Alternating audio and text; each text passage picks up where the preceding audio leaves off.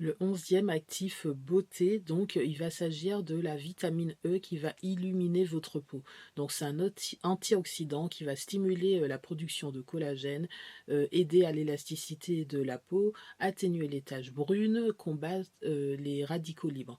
La vitamine E, c'est votre ami.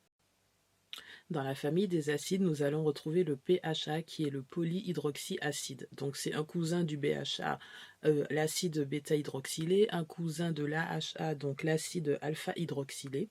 Donc le PHA, polyhydroxyde acide, est un acide gluconique, galactose, acide lactobionique. Donc il a une taille de molécule qui est plus grosse que pour le BHA et le AHA.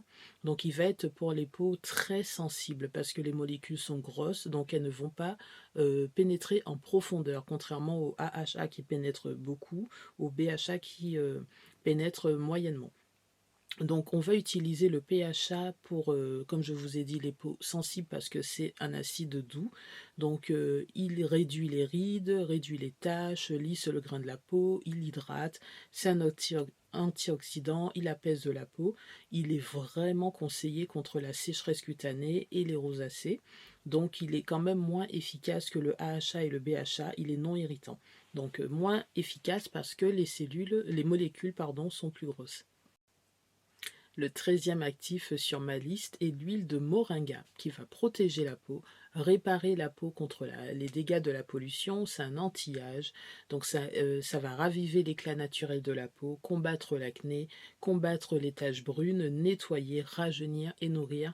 L'huile de moringa, c'est parfait. Vous avez également la poudre de moringa qu'on peut utiliser de façon alimentaire dans l'alimentation.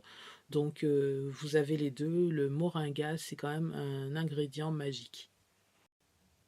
Le 14e actif beauté est très connu et il n'est pas connu uniquement pour les produits de beauté, il est connu également en termes de boissons bonnes pour la santé, donc il s'agit du kombucha.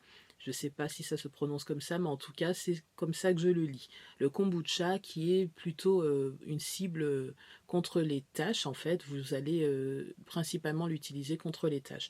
Donc, qu'est-ce que le kombucha? C'est un champignon issu de la fermentation du thé sucré. Il y a énormément de vidéos sur les réseaux à propos du kombucha, de la mère, des fils, des filles, des fous. C'est compliqué cette histoire, mais en tout cas, dans les produits de beauté, le kombucha est composé donc d'enzymes, de probiotiques, de vitamine B, de lactobacilles, d'acide gluconique, d'acétate lactique, de minéraux, d'antioxydants, de vitamine C, D et d'acides aminés. C'est une bombe pour votre peau. Donc ça permet de réguler le microbiote de la surface de l'épiderme, d'éliminer les peaux mortes, de permettre une bonne santé de votre peau, de lisser la peau, de la rendre souple, ferme, douce, et c'est également un antibactérien. Franchement, le kombucha à l'extérieur, à l'intérieur, c'est un élément magique.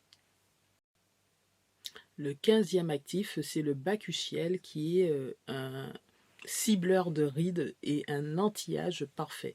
Donc c'est un antioxydant naturel. C'est une bonne alternative au rétinol pour ceux qui trouvent que c'est trop agressif, pardon. Ça vous permet de diminuer vos rides, de diminuer l'hyperpigmentation. Par contre, ça va vous donner une meilleure élasticité de la peau, une bonne fermeté de la peau, pas d'irritation puisque c'est naturel. Ça va stimuler votre collagène.